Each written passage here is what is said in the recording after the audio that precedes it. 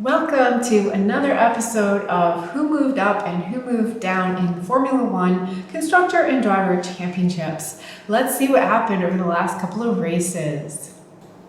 We had Azerbaijan and Singapore, where it was super hot. And it won't come as a surprise because everyone knows that McLaren has clinched the championship. So there won't be any change up at the top there. All right, let's see what else happened though. Okay, so critically, I was gonna say, let's track who is gonna win second place, and now Mercedes has pulled ahead of Ferrari. Those Ferraris have really been struggling, just struggling and struggling, and incidents and penalties, and like Charles crashed with Norris in the pit lane, and Lewis got a penalty for going outside of track. I forgot exactly the detail. So it's just like one thing on top of another. Okay, what else? Okay, Aston's fault. Yeah, it's true. Aston's had a bad stint of form, whereas Liam Lawson and of course Hadjar have really been, especially Hadjar, just making the most of it. So that makes a lot of sense. And everyone else stayed the same. But have we had any changes? Like Red Bull is now only eight points behind Ferrari. So it's possible that Red Bull, i.e. Max, will actually possibly take P3 in the Constructor Championship. That's crazy. Oh dear, Ferrari. Okay. And yep. Alpine, oh my God, really struggling. Really struggling. Whereas Williams, okay, they stayed the same and they're still way back, okay. But the thing is, they have a good car. So that's the one where in Azerbaijan, Carlos was able to get a podium. And so he was super impressed and happy about that. Let's continue with the drivers' standings. Okay, what's first? Antonelli passes Albon. Okay, not too much drama to report there. Antonelli having a really good one and then a pretty good one. So yeah, I think it was P4 and P5. So yeah, really picking up the socks there. Okay, interesting.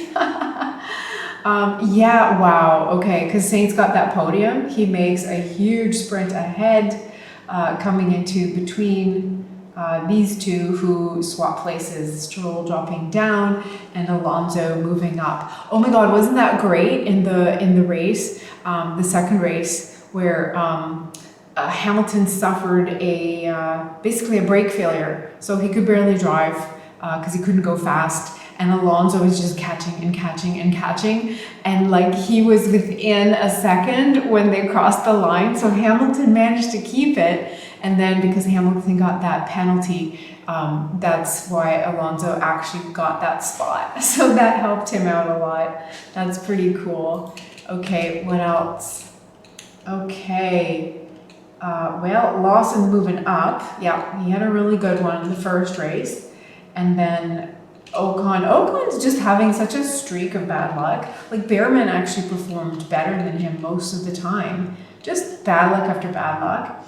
And Gasly, I mean, I don't know how it's possible that he's not at the back, because just stuff, like their car is horrible, and then like this time around they had to make changes after Parc Fermé, so they had to start in the pit lane, like just thing after thing after thing. So yeah, not surprising there. All right, Yuki moves up. He actually got a good result. He got a P6. The car's starting to feel much better for him. And I think he said it does as well in Singapore, but unfortunately, that he pitted into traffic and stuff, and it basically was just stuck on the tire strategy that he tried. But it wasn't because of the car. He should have qualified better, I guess. But yeah, he moves up there, and Bortoleto and Behrman moved down. So okay, Yuki, but it's still Team Max, really, unfortunately. Okay, everyone else stays the same. Yep, the two McLarens. Okay, so let's start looking at some of these differences though, and I think I wanna do another one where, with the cars coming across, because Max has made some inroads and Norris has made some inroads on Piastri. Piastri crashed out of the Azerbaijan race, and he got aggressively passed by Norris on lap 1 in the Singapore race, kept him behind, and he actually fell behind someone else too. So yeah, it was George, the surprising winner, really strong the whole time. And then Max, so Max would have won if George wasn't like on fire. It would have been better if George was in P2, separating Max from the McLarens and letting him catch up a little bit more. But alas, it wasn't like that. George was there. He had a spectacular one. And Max really has shown that in Singapore, which is not their track, he was still able to be really super. And he was actually catching up to George at the end, but it seemed like the back markers really just messed up that dynamic and nothing ever came of it. So yeah, I want to see Max catching up because he has closed down the gap to 36 points to Lando. And Lando, wow, really still, 41 points to Lando, and Lando 22 points now to Piastri. So yeah, see how quickly it can go from 60 points difference to 22 points in 2 races. So yes, I guess I can say I still am hoping. I have hope for Max. Good old Max. He is just amazing. Let's take a quick look on who else is close. Okay, Hulky and Hajar are close. They were close before, so that's not really a change. Alonso sneaking up on Hulkenberg. Hulkenberg not having a string of good forms, so yeah, Alonso might get him. We have a tie now between Sainz and Stroll, where Sainz has this huge momentum upward and Stroll is kind of sinking a little bit. We have a tie. Okay, so Yuki's now tied with Gasly. Gasly's definitely sinking and Yuki's on his way up, so I can see him getting a little higher there.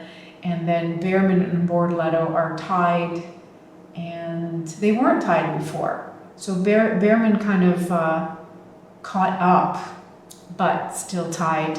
But he could pass if Bortoleto keeps getting bad luck. But really, their car isn't that bad. Both cars aren't that bad. They just have to pull a whole weekend together.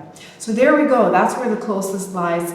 And in spite of having a Constructor Championship winner, I still want to track who's going to get P2, P3, P4, and all of that.